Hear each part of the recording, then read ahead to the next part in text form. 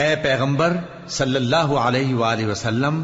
ہم نے تمہارے لیے تمہاری بیویاں جن کو تم نے ان کے مہر دے دیے ہیں حلال کر دی ہیں، اور تمہاری باندیاں جو اللہ نے تم کو کفار سے بطور مال غنیمت دلوائی ہیں، اور تمہارے چچا کی بیٹیاں اور تمہاری پھوپھیوں کی بیٹیاں اور تمہارے ماموں کی بیٹیاں اور تمہاری خالاؤں کی بیٹیاں جو تمہارے ساتھ وطن چھوڑ کر آئی ہیں، سب حلال ہیں۔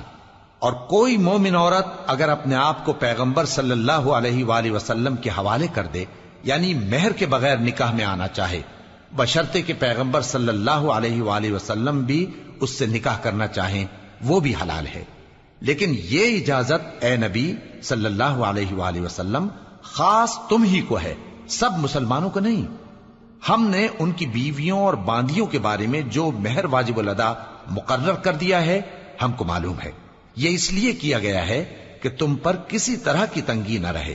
اور اللہ بخشنے والا ہے،